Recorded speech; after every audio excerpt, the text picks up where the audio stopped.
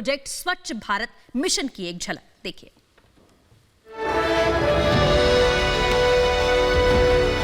125 करोड़ देशवासी तय कर लें कि मैं कभी गंदगी नहीं करूंगा। भाइयों बहनों, देश को बदलना है तो देश की सूरत भी बदलनी है।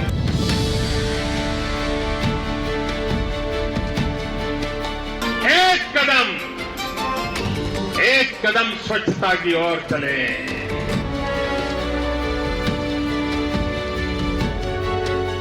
जब एक विकासशील देश दुनिया का सबसे बड़ा स्वच्छता अभियान सफलतापूर्वक संपन्न करता है,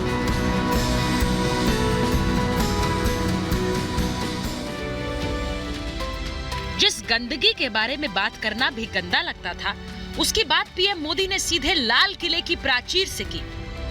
आजादी के पर्व पर गंदगी से आजादी दिलाने का संकल्प लिया। हमारा गांव, हमारा शहर, हमारा गली, हमारा मोहल्ला, हमारी स्कूल, हमारे मंदिर, हमारे अस्पताल, सभी क्षेत्र गंदगी का नामो निशान नहीं रहने देंगे। ये सरकार से होता नहीं है, जन भागीदारी से होता है और ये काम हम सबको मिलकर के करना है।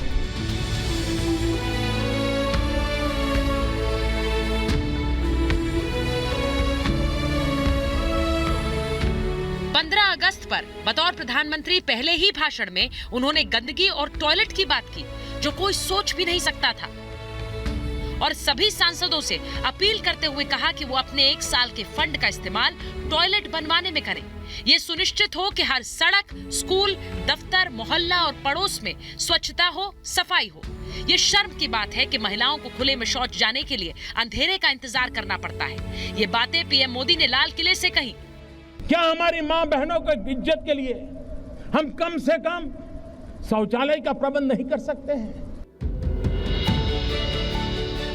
इस ऐलान के मात्र 1.5 महीने बाद 2 अक्टूबर 2014 को पीएम मोदी ने दिल्ली के मंदिर मार्ग पुलिस स्टेशन के पास खुद झाड़ू उठाकर स्वच्छ भारत अभियान की शुरुआत की। फिर वो वाल्मीकि बस्ती पहुंचे और वहां भी साफ सफाई की और कूड़ा उठाया। इसके साथ देश को मंत्र दिया कि न गंदगी करेंगे, न करने देंगे।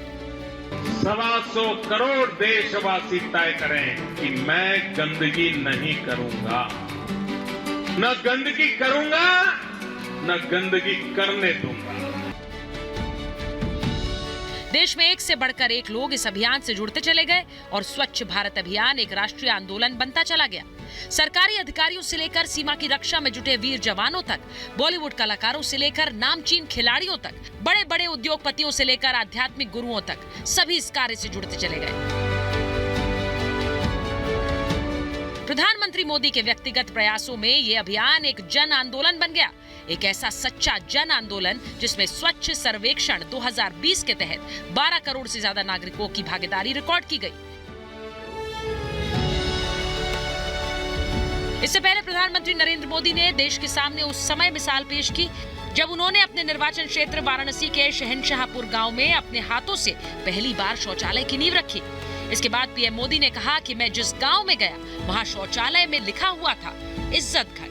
ये हमारी महिलाओं की इज्जत के लिए ही है।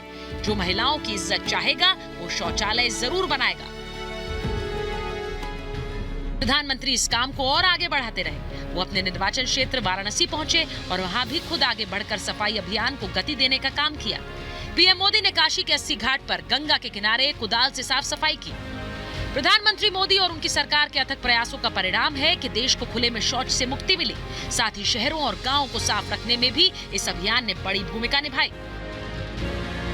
स्वच्छ भारत मिशन ग्रामीण ने स्वच्छता के लिए एक जन आंदोलन का रूप लेकर ग्रामीण भारत की तस्वीर बदल दी। इसने 2 अक्टूबर 2019 को देश के सभी गांव, जिलों और राज्यों द्वारा खुले में शौच मुक्त यानी ODF घोषणा की ऐतिहासिक उपलब्धि हासिल की, जिससे ग्रामीण भारत खुले में शौच की समस्या से पूरी तरह से मुक्त हो चुका है।